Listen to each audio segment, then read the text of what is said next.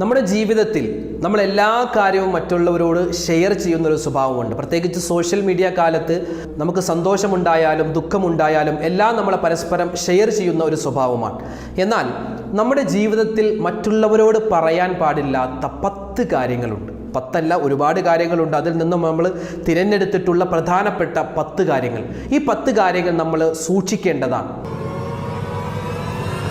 അറബിയിലൊരു പഴമൊഴിയുണ്ട്, ശത്രുവിനെ നീ 1 പ്രാവശ്യം സൂക്ഷിക്കുക, നിന്റെ കൂട്ടുകാരനെ നീ 1000 പ്രാവശ്യം സൂക്ഷിക്കുക. എന്താണ് അതിൻ്റെ അർത്ഥം? കൂട്ടുകാരൻ എന്ന് പറഞ്ഞാൽ, നമ്മുടെ ഫ്രണ്ട്സ് എന്ന് പറഞ്ഞാൽ അത്രയ്ക്ക് വലിയ പ്രശ്നക്കാരാണോ? എന്താണ് ഇതിൻ്റെ അർത്ഥം? നമുക്കൊന്ന് കേൾക്കാം. ഒരുപാട് ഖത്തുമുകൾ തീർക്കുന്ന ആളുകളുണ്ടാകും, ഒരുപാട് സ്വതക്കുകൾ ചെയ്യുന്ന ആളുകളുണ്ടാകും, ഒരുപാട് ദിക്റുകൾ ചൊല്ലുന്ന ആളുകളുണ്ടാകും, ഒരുപാട് സുന്നത്ത് നിസ്കരിക്കുന്ന ആളുകളുണ്ടാകും. ചില ആളുകൾ ഈ നിസ്കാരം കഴിഞ്ഞ്, ഈ ഖത്തുമുൽ ഖുർആൻ കഴിഞ്ഞ് അതിങ്ങനെ പരസ്യപ്പെടുത്തും. ഞാൻ ഇന്നലെ ഒരു ഖത്തുമ് വഴങ്ങി, ഞാനിപ്പോൾ പുതിയ ഖത്തം തുടങ്ങി, ഞാൻ 4444 അസ്തഗ്ഫിറുല്ലാ പറഞ്ഞു, ഞാൻ സുബ്ഹാനല്ലാ പറഞ്ഞു. ചില സന്ദർഭങ്ങളിൽ ചില കാര്യങ്ങൾ നമ്മൾ ശ്രദ്ധിക്കേണ്ടതുണ്ട്. അത്തരത്തിൽ മഹാന്മാർ അവരുടെ കിതാബുകളിൽ പല സ്ഥലത്തായി പറഞ്ഞിട്ടുള്ള ഒരുപാട് കാര്യങ്ങളിൽ നിന്നും നമ്മൾ തിരഞ്ഞെടുത്തിട്ടുള്ള 10 കാര്യങ്ങളാണ് ഈ വീഡിയോയിലൂടെ നമ്മൾ ഇൻഷാ അല്ലാഹ് പരിചയപ്പെടുന്നത്. ഏതൊക്കെയാണ് ആ 10 കാര്യങ്ങൾ? നമുക്കൊന്ന് വിശദമായി കേൾക്കാം. അസ്സലാമു അലൈക്കും വറഹ്മത്തുള്ളാഹി വബറകാതുഹു. ബിസ്മില്ലാ വൽഹംദുലില്ലാ അസ്സലാത്തു വസ്സലാമു അലാ റസൂലില്ലാ വഅലാ ആലിഹി വഅസ്ഹാബിഹി വഅത്ബാഇഹി അൽഫായിസീന അജ്മഈൻ, അമ്മാ ബഅദ്. ഏറ്റവും സ്നേഹ ബഹുമാനം നിറഞ്ഞ മുത്തുമുഅ്മിനീങ്ങളെ, അല്ലാഹു സുബ്ഹാനഹു വ തആല നമുക്കെല്ലാവർക്കും എല്ലാവിധത്തിലുള്ള ഖൈറുകളും ദുനിയാവിലും ആഖിറത്തിലും നൽകി അനുഗ്രഹിക്കുമാറാവട്ടെ. നമ്മളോട് ആരെല്ലാം ദുആ ചെയ്യാൻ പറഞ്ഞിട്ടുണ്ട്, ഒരുപാട് ആവശ്യങ്ങൾ പറഞ്ഞു. കമൻറ്റുകളിൽ ഒരുപാട് ഹലാലായ മുറാദുകൾ ഹാസിലാവാൻ, ഒരുപാട് വിഷമങ്ങൾ മാറാൻ, പ്രയാസങ്ങൾ മാറാൻ ഒരുപാട് ഉമ്മമാരും ഉപ്പമാരും സഹോദരിമാരും സഹോദരങ്ങളൊക്കെ ദുആ വസിയ്യത്ത് പറഞ്ഞിട്ടുണ്ട്. അല്ലാഹു സുബ്ഹാനഹു വ തആല എല്ലാവരുടെയും എല്ലാ മനസ്സിലുള്ള ഹലാലായ മുറാദുകൾ ഹാസിലാക്കുമാറാവട്ടെ. വേദനകളും വിഷമങ്ങളും പ്രയാസങ്ങളും അല്ലാഹു തആല മാറ്റിക്കൊടുക്കുമാറാവട്ടെ. ആമീൻ യാ റബ്ബൽ ആലമീൻ. ഇന്നത്തെ വീഡിയോയിലൂടെ നമ്മൾ പരിശോധിക്കുന്നത് ആരോടും നമ്മൾ ഷെയർ ചെയ്യാൻ പാടില്ലാത്ത, ആരോടും പറയാൻ പാടില്ലാത്ത 10 കാര്യങ്ങളെ പറ്റിയാണ്. ഇത് ഹദീസിലുണ്ടോ ഖുർആനിലുണ്ടോ എന്ന് പല ആളുകളും ഒരുപക്ഷെ ചോദിച്ചു വന്നേക്കാം. ഇത് ഹദീസിലുമില്ല, ഖുർആനിലുമില്ല. പക്ഷേ ഹദീസ് പഠിച്ച, ഖുർആൻ പഠിച്ച മഹാന്മാരായ ഉലമാക്കൾ അവരുടെ കിതാബുകളിലൊക്കെ രേഖപ്പെടുത്തി വെച്ചിട്ടുള്ള ചില കാര്യങ്ങൾ, അതെല്ലാം കൂടി ക്രോഡീകരിച്ച് ഒരു വീഡിയോയിലായി നിങ്ങളോട് സംസാരിക്കുകയാണ്.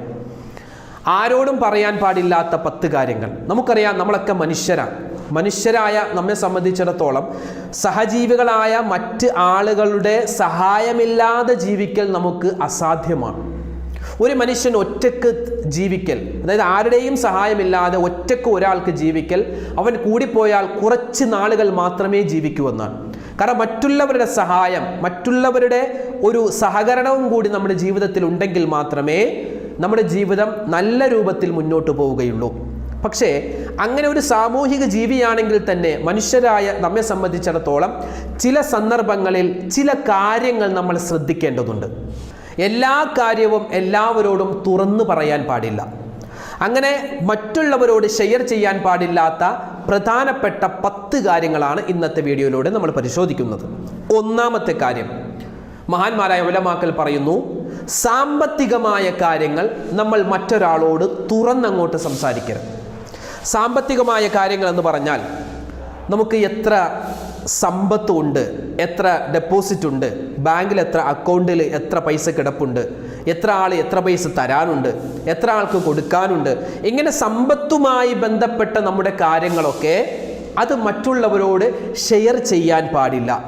ഇനി ഷെയർ ചെയ്യേണ്ട ഒരു അവസ്ഥ വന്നാൽ നമുക്ക് പറയാം.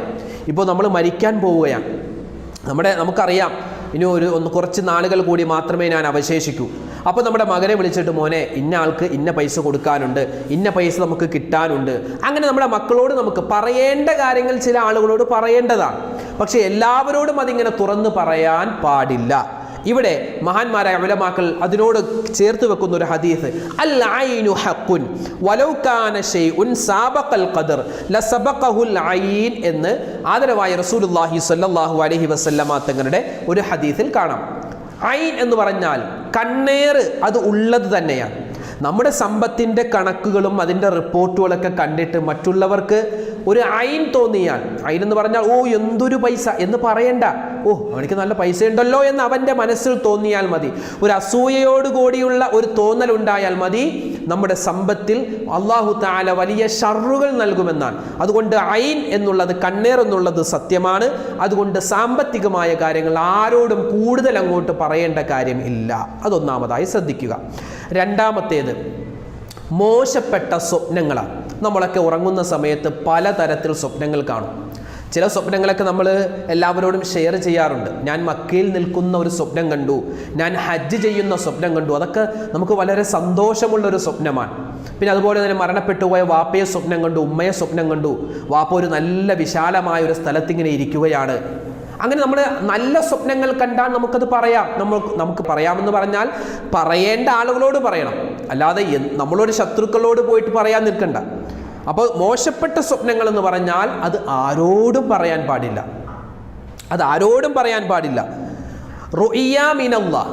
നബി സല്ലല്ലാഹു അലൈഹി വസല്ലം തങ്ങളുടെ ഹദീസിൽ കാണാം, അർ-റുഇയ മിനല്ലാഹ്, നല്ല സ്വപ്നങ്ങൾ അള്ളാഹുവിൻ്റെ ഭാഗത്ത് നിന്നുള്ളതാണ്. മോശപ്പെട്ട സ്വപ്നങ്ങൾ അത് പിശാചിൻ്റെ അടുക്കൽ നിന്നുള്ളതാണ്. അതുകൊണ്ട് മോശപ്പെട്ട എന്തെങ്കിലും ഒരു സ്വപ്നം കണ്ടാൽ, ഒരു ആന കുത്താൻ വന്നു, അല്ലെങ്കിൽ മുങ്ങി നമ്മൾ മരിക്കാൻ പോകുന്നു, അല്ലെങ്കിൽ ഒരാളെ നമ്മൾ കൊല്ലാൻ പോകുന്നു, അല്ലെങ്കിൽ മറ്റൊരാൾ നമ്മളെ കൊല്ലാൻ വരും, അങ്ങനെ മോശപ്പെട്ട ഭയപ്പെടുത്തുന്ന ഒരു സ്വപ്നം കണ്ടാൽ അത് നമ്മൾ ആരോടും ഷെയർ ചെയ്യാൻ പാടില്ല. അല്ലെങ്കിൽ ചില ഉസ്താദുമാരോടൊക്കെ പറഞ്ഞാൽ അതിൻ്റെ പരിഹാരം എന്താണെന്ന് അറിയാൻ പറ്റും.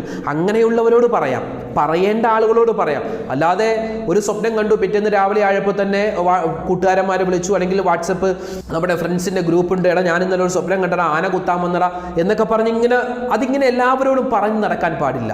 കാരണം ഒരാൾ ഒരു സ്വപ്നം കണ്ടാൽ അത് പല രൂപത്തിലായിരിക്കും ഫലിക്കുക. ഒന്നാമത്തേത്, സ്വപ്നം കണ്ടാൽ തന്നെ ഫലിക്കണമെങ്കിൽ അവൻ ഉറങ്ങുന്ന സമയത്ത് നല്ല വുളൂഓടുകൂടി കിടക്കണം. അതാണ് സ്വപ്നം ഫലിക്കാനുള്ള ഏറ്റവും വേണ്ട ക്വാളിഫിക്കേഷൻ. വുളൂഓടുകൂടി കിടന്നിട്ട് നല്ല സ്വപ്നം കണ്ടാൽ ഇൻഷാ അല്ലാഹ് അത് ഫലിക്കുമെന്നാണ്. ഇനി വുളൂഓടുകൂടി കിടന്ന് മോശപ്പെട്ട സ്വപ്നം കണ്ടു, ഉടൻ തന്നെ അവൻ എന്ത് ചെയ്യണം? അല്ലാഹുവേ, ആ അപകടത്തിൽ നിന്നും എന്നെ കാക്കണേ എന്ന് ദുആ ചെയ്യണമെന്നും മഹാന്മാരായ ഉലമാക്കൾ പറഞ്ഞു തരുകയാണ്. അതുകൊണ്ട് മോശപ്പെട്ട സ്വപ്നങ്ങൾ ആരോടും പറയാൻ നിൽക്കണ്ട. മൂന്നാമത്തെ കാര്യം, ഒരു സംരംഭം, ഒരു ബിസിനസ് അല്ലെങ്കിൽ ഒരു കച്ചവടമൊക്കെ നമ്മൾ തുടങ്ങാൻ നമ്മുടെ മനസ്സിലുണ്ട്. അത് എല്ലാവരോടും, ഒരു കുടുംബ സംഗമം വന്നപ്പോൾ ഞാൻ ഒരു സംരംഭം തുടങ്ങാൻ പോകുന്നുണ്ട്, ഞാനൊരു ബിസിനസ് സ്റ്റാർട്ട് ചെയ്യാൻ പോകുന്നുണ്ട്, അങ്ങനെ ആരോടും പറയാൻ നിൽക്കണ്ട. നമ്മൾ തുടങ്ങിക്കഴിഞ്ഞിട്ട് ബാക്കിയുള്ളവർ അറിഞ്ഞാൽ മതി. അല്ലെങ്കിൽ പിന്നെ നമ്മുടെ ഏറ്റവും വേണ്ടപ്പെട്ട ആളുകളോട് നമുക്ക് പറയാം, നമ്മുടെ വാപ്പ, നമ്മുടെ ഉമ്മയോടൊക്കെ പറയാം. അല്ലാതെ നാട്ടുകാരോട് മുഴുവൻ അവരൊരു കുറച്ച് സ്ഥലം വാങ്ങിയിട്ടുണ്ട്, ഇനി കുറച്ച് സംരംഭങ്ങളൊക്കെ തുടങ്ങാനുണ്ട്, ഒരു വലിയ കച്ചവട സ്ഥാപനം, വലിയൊരു ഷോപ്പിംഗ് മോൾ അവിടെ തുടങ്ങാൻ പോവുകയാണ്, അങ്ങനെ ആരോടും പറഞ്ഞു നടക്കാൻ പാടില്ല. കാരണം ജനങ്ങൾ പല രൂപത്തിലാണ്. ഹാസിദീങ്ങൾ ഒരുപാടുള്ള കാലത്താണ് നമ്മൾ ജീവിക്കുന്നത്. ഹാസിദീങ്ങൾ എന്ന് പറഞ്ഞാൽ അസൂയയുള്ള ആളുകൾ. നമ്മൾ നല്ലത് ചെയ്യുമ്പോൾ നമ്മുടെ മുമ്പിൽ നിന്നിട്ട് ചിരിക്കുമ്പോൾ കൊള്ളാടാ, നല്ലതാടാന്നൊക്കെ പറയും. പക്ഷെ പുറകിൽ നിന്നിട്ട് എന്തോരം കാശാ അവൻ്റെ കയ്യിൽ, എനിക്കെന്ത് സുഖമാ, അങ്ങനെയൊക്കെ നമ്മളെ പറ്റിയുള്ള ഒരു അസൂയ മനസ്സിൽ കൊണ്ട് നടക്കുന്ന ആളുകളുടെ ആ ഹസദ് നമ്മൾക്ക് ബാധിക്കാൻ സാധ്യതയുണ്ട്.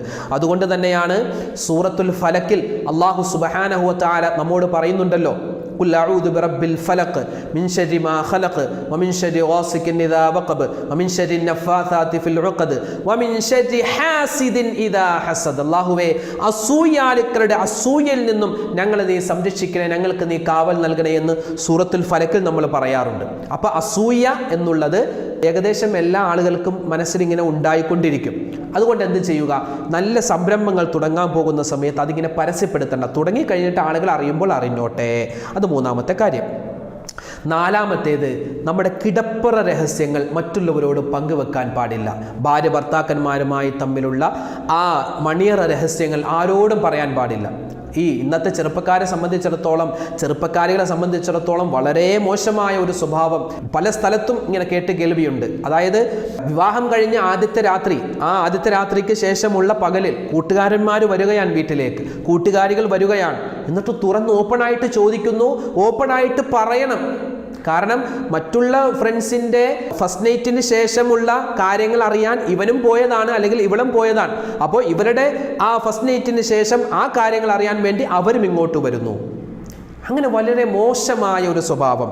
ഭാര്യ ഭർത്താവിൻ്റെയോ ഭർത്താവ് ഭാര്യയുടെയോ കിടപ്പറ രഹസ്യങ്ങൾ പരസ്പരം എന്ന് പറഞ്ഞാൽ മറ്റുള്ളവരോട് ഷെയർ ചെയ്യാൻ പാടില്ല. നബി സല്ലല്ലാഹു അലൈഹി വസല്ലം തങ്ങളുടെ ഹദീസിൽ കാണാം, ഇന്ന ശർറന്നാസി ഇൻദല്ലാഹ്, അല്ലാഹുവിൻ്റെ അടുക്കൽ ഏറ്റവും മോശപ്പെട്ട സ്വഭാവമുള്ള ആളുകൾ ഈ രഹസ്യങ്ങൾ, കിടപ്പറ രഹസ്യങ്ങൾ പരസ്യപ്പെടുത്തുന്ന ആളുകളാണ്. അഞ്ചാമതായി ശ്രദ്ധിക്കേണ്ടത്, നമുക്ക് ചില കുറവുകൾ ഉണ്ടാകും, നമുക്ക് ചില ദൗർബല്യങ്ങൾ ഉണ്ടാകും, നമുക്ക് ചില രഹസ്യങ്ങൾ ഉണ്ടാകും. അതൊന്നും ആരോടും പറയാൻ നിൽക്കണ്ട.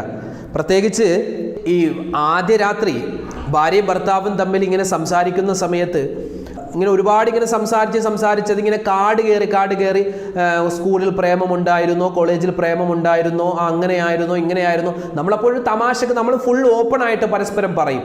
പക്ഷേ അത് കുറച്ച് നാളുകൾക്ക് ശേഷം ഭർത്താവിൻ്റെ മനസ്സിൽ അങ്ങനെ ഇരിക്കുകയാണ്, കുറച്ച് നാളുകൾക്ക് ശേഷം ഭാര്യയുടെ മനസ്സിൽ അങ്ങനെ തങ്ങി നിൽക്കുകയാണ്. ഇയാൾ പഠിക്കുന്ന സമയത്ത് ഇന്ന ഒരു ബന്ധമുണ്ടായിരുന്നു, ഇവൾ പഠിക്കുന്ന സമയത്ത് ഇന്നൊരു ബന്ധമുണ്ടായിരുന്നു, ഇപ്പോഴും അവരുമായി ബന്ധമുണ്ടോ?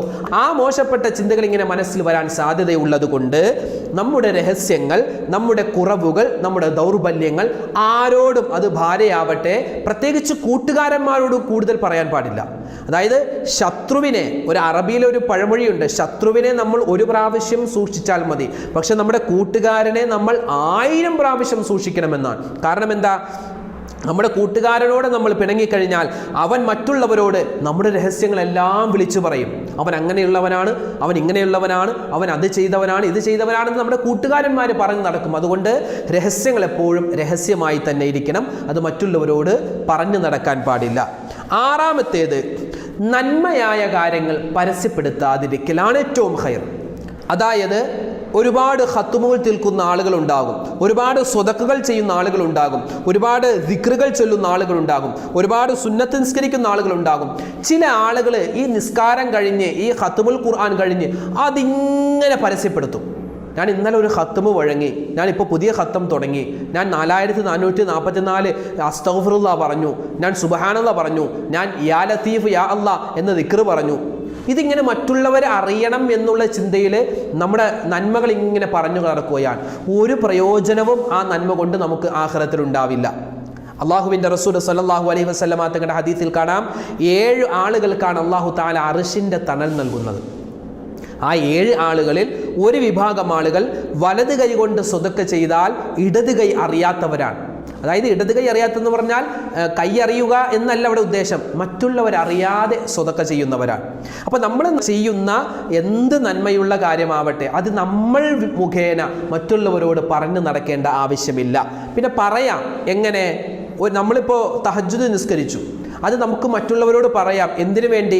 അവനും നമ്മുടെ നിസ്കാരം കണ്ടിട്ട് അവനും നിസ്കരിക്കണം എന്ന നല്ല ഉദ്ദേശത്തിന് വേണ്ടിയാണെങ്കിൽ പറയാം. അല്ലാതെ ഒരു മേന്മ നടിക്കാൻ വേണ്ടി, ഞാൻ വലിയ നിസ്കാരക്കാരനാണ് എന്ന് മേന്മ നടിക്കാൻ വേണ്ടിയാണെങ്കിൽ പറയാൻ പാടില്ല. ഏഴാമത്തേത്, ഭാര്യ ഭർത്താക്കന്മാർക്കിടയിലുള്ള പിണക്കങ്ങൾ ഉണ്ടാകും, അത് പരസ്യപ്പെടുത്താൻ പാടില്ല.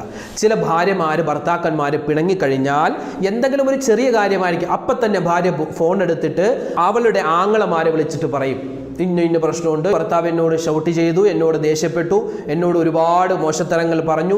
ഈ ഭർത്താവിനും ചില ദുസ്വഭാവം ഉണ്ടാകും. ഭാര്യയോട് ചെറിയ പ്രശ്നമാണെങ്കിൽ അപ്പോൾ തന്നെ അവൻ്റെ കൂട്ടുകാരെ വിളിച്ചിട്ട് പറയും, ഞാൻ അവളോട് പിണങ്ങിയടാ, ഞാൻ അങ്ങനെ ചെയ്തടാ, ഞാൻ ഇങ്ങനെ പറഞ്ഞടാ. അങ്ങനെ ഈ ചെറിയ പ്രശ്നങ്ങൾ അതിങ്ങനെ പരസ്യപ്പെടുത്തുന്ന ആളുകളുണ്ടാകും ഭാര്യ ഭർത്താക്കന്മാർക്കിടയിൽ. അതുണ്ടാവാൻ പാടില്ല. നബി സല്ലല്ലാഹു അലൈഹി വസല്ലം തങ്ങൾ പറഞ്ഞു, ഭാര്യ ഭർത്താക്കന്മാർ തമ്മിൽ 3 ദിവസത്തേക്കാൾ കൂടുതൽ കിടപ്പറയിൽ പിണങ്ങാൻ പാടില്ല എന്നാണ്. പരസ്യമായിട്ട് പിണങ്ങാൻ പാടില്ല എന്ന്. കിടപ്പറയിൽ അവർക്ക് പിണങ്ങാം. ഭാര്യ ഭർത്താക്കന്മാരാകുമ്പോൾ അതും ഇതൊക്കെ പറഞ്ഞ് പിണക്കമുണ്ടാകും, സ്വാഭാവികമാണ്, അതെല്ലാവരുടെയും ജീവിതത്തിൽ ഉണ്ടാകും. പക്ഷെ ആ പിണക്കങ്ങൾ ഉണ്ടാകുമ്പോൾ തന്നെ അത് പറഞ്ഞു തീർക്കുക പരസ്പരം. അതിങ്ങനെ വെച്ചുകൊണ്ടിരുന്ന് ഒന്നും പറയാതെ പരസ്പരം മിണ്ടാതെ അതിങ്ങനെ വലുതാക്കി എല്ലാവരും അറിഞ്ഞതിന് ശേഷം ഒരുപക്ഷെ കോംപ്രമൈസ് ആയി കഴിഞ്ഞാലും, അതായത് ഒരു പ്രശ്നമുണ്ടായി, അതിങ്ങനെ പറഞ്ഞു തീർക്കാതെ വെച്ച് വലിയൊരു പ്രശ്നമായി, ആളുകളെല്ലാവരും അറിഞ്ഞു, കുടുംബക്കാരെല്ലാവരും അറിഞ്ഞു, അത് ആളുകളൊക്കെ ഇടപെട്ട് അത് ഒത്തുതീർപ്പാക്കി. അപ്പോൾ അവർ നല്ല സന്തോഷത്തോടു കൂടി ജീവിക്കുകയാണ്. പക്ഷെ അവർ സന്തോഷത്തോടു കൂടി ജീവിക്കുകയാണെങ്കിലും മറ്റുള്ള ജനങ്ങളുടെ ഉള്ളിൽ ഇപ്പോഴും അവർ ആ പ്രശ്നത്തിലാണ് എന്നാണ് കരുതുക. അതുകൊണ്ട് ഭാര്യ ഭർത്താക്കന്മാർക്കിടയിലുള്ള ആ പ്രയാസങ്ങൾ, അവർക്കിടയിലുള്ള പ്രശ്നങ്ങളൊക്കെ അത് പറഞ്ഞു തീർക്കുക പരസ്പരം. എട്ടാമതായി ശ്രദ്ധിക്കേണ്ട കാര്യം, നമ്മൾ ജീവിതത്തിൽ ചെയ്തിട്ടുള്ള നെഗറ്റീവായ കാര്യങ്ങൾ എടുത്തു പറയുക. ചില ആളുകൾ പണ്ട് നിസ്കാരവും നോമ്പോ ഒന്നുമില്ല, അതിനുശേഷം പതിയെ ക്ലാസ്സുകളൊക്കെ കേട്ട് മറ്റുള്ളവരുടെ ഉപദേശങ്ങളൊക്കെ കേട്ട് നന്നായി, അവൻ നിത്യമായി പള്ളിയിൽ വരുന്നു, നിത്യമായി നിസ്കരിക്കുന്നു. അപ്പോൾ ഇവൻ്റെ പഴയ കാലം, ഇവൻ നിസ്കരിക്കാതിരുന്ന, നോമ്പ് പിടിക്കാതിരുന്ന, മോശപ്പെട്ട് ജീവിച്ചിരുന്ന ആ ഒരു കാലമുണ്ട്. ആ കാലത്തെ പറ്റി മറ്റുള്ളവരോട് ഇങ്ങനെ പറഞ്ഞു നടക്കുക. ഞാനിപ്പോൾ നന്നാകുന്നതിന് മുമ്പ് ഞാൻ ഒരുപാട് കള്ളു കുടിക്കുമായിരുന്നു, ഞാൻ ഒരുപാട് വ്യഭിചരിച്ചിട്ടുണ്ട്, ഞാൻ ഒരുപാട് പലിശ എടുത്തിട്ടുണ്ട്, ഞാൻ ഒരുപാട് മോശത്തരം ചെയ്തിട്ടുണ്ട്. അതായത് അള്ളാഹു മറച്ചു വെച്ച അവൻ്റെ പഴയകാല ജീവിതം ഇവൻ ഇങ്ങനെ മറ്റുള്ളവരുടെ മുന്നിൽ ഇങ്ങനെ പറയുകയാണ്. ആ പരിപാടി പാടില്ല, അത് ചെയ്യാൻ പാടില്ല. നമ്മുടെ ജീവിതത്തിലുള്ള നെഗറ്റീവായ കാര്യങ്ങൾ അത് മറ്റുള്ളവരോട് പറയാൻ പാടില്ല. അത് നമ്മൾ സൂക്ഷിക്കേണ്ടതാണ്. ഒമ്പതാമത്തെ കാര്യം, നമുക്ക് നമ്മുടെ ജോലിയിൽ നിന്നും കിട്ടുന്ന വേതനം, ശമ്പളം എന്നൊക്കെ പറയുമല്ലോ, വേതനം, അത് മറ്റുള്ളവരോട് കൂടുതൽ ഷെയർ ചെയ്യണ്ട. കാരണം ഒരാൾ നമ്മൾ ചോദിക്കും എത്ര ശമ്പളമുണ്ട്, നമ്മൾ പറയും 30,000 രൂപ കിട്ടാറുണ്ട്, പിന്നെ PF കുറച്ച് കിട്ടും, പിന്നെ അവിടെ നിന്ന് കുറച്ച് വാടകയുണ്ട്, കുറഞ്ഞ് ഇവിടെ നിന്നുണ്ട്. അങ്ങനത്തെ ആ ഒരു സ്വഭാവം നല്ലതല്ല. കാരണം നമ്മൾ മുമ്പ് പറഞ്ഞിരുന്നു, ഹസദ്, ഹാസിദീങ്ങൾ ഒരുപാടുള്ള കാലമാണ്. അവൻ്റെ മനസ്സിൽ ഇത് കേൾക്കുമ്പോൾ, ഓഹോ നിനക്ക് അത്രയും ശമ്പളം ഉണ്ടോ, എനിക്ക് 10 രൂപയുള്ളൂ, എനിക്ക് 10,000 രൂപയുള്ളൂ, എനിക്ക് 5,000 രൂപയുള്ളൂ, നിനക്ക് അത്ര ഉണ്ടല്ലോ. അത് കേൾക്കുമ്പോൾ അവരുടെ മനസ്സിൽ ഒരു വിഷമമുണ്ടാകും. കുറച്ചാണ് കിട്ടുന്നതെങ്കിൽ കുറച്ച് കിട്ടുന്ന ആളുകളുടെ മനസ്സിൽ അതൊരു വിഷമമുണ്ടാകും. അതുകൊണ്ട് അസൂയ ഉണ്ടാവാൻ കാരണമാണ്. അതുകൊണ്ട് എന്ത് ചെയ്യുക, നമുക്ക് ജോലിയിൽ നിന്നും കിട്ടുന്ന വേതനം അത് കൃത്യമായിട്ട് ആരോടും അങ്ങനെ പറയാൻ നിൽക്കണ്ട. പറയേണ്ടവരോട് പറയാം, നമ്മുടെ വാപ്പ, നമ്മുടെ ഉമ്മ, നമ്മുടെ ഭാര്യ, നമ്മുടെ മക്കൾ, അവരോട് പറയാം. പക്ഷെ എല്ലാവരോടും, ചോദിക്കുന്ന എല്ലാവരോടും അതിങ്ങനെ പറഞ്ഞു നടക്കാൻ പാടില്ല. പത്താമതായി നമ്മൾ ശ്രദ്ധിക്കേണ്ടത്, നമ്മുടെ കയ്യിലുള്ള വസ്തുക്കളുടെ വില മറ്റുള്ളവരോട് പറഞ്ഞു നടക്കാൻ പാടില്ലെന്നാണ്. നമ്മുടെ കയ്യിൽ നല്ലൊരു ഫോണുണ്ട്, നല്ലൊരു വാച്ചുണ്ട്, നല്ലൊരു വസ്ത്രമുണ്ട്, നല്ലൊരു ചെരുപ്പുണ്ട്.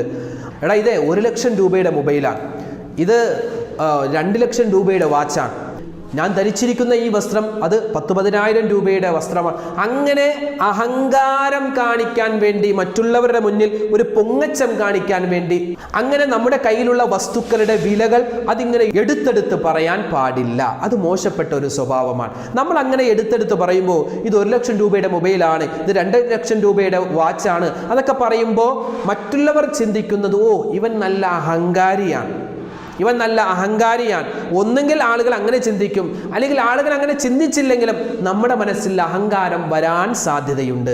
അതുകൊണ്ട് നമ്മുടെ കയ്യിലുള്ള വസ്തുക്കളുടെ വിലകൾ അതിങ്ങനെ പരസ്യപ്പെടുത്തിക്കൊണ്ട് നടക്കാൻ പാടില്ല.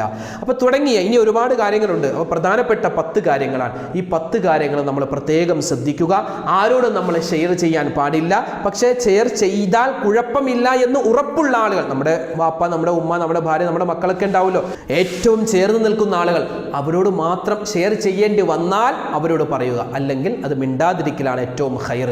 അല്ലാഹു സുബ്ഹാനഹു വ തആല നമുക്ക് എല്ലാവിധത്തിലുള്ള ഖൈറുകളും എല്ലാവിധത്തിലുള്ള ബറക്കത്തുകളും ഇരു ലോകത്തും നൽകി അല്ലാഹു തആല നമ്മെ സന്തോഷിപ്പിക്കുമാറാവട്ടെ. ആമീൻ യാ റബ്ബൽ ആലമീൻ. നമ്മുടെ വീഡിയോകൾക്ക് താഴെ ഒരുപാട് കമൻറ്റുകളാണ്.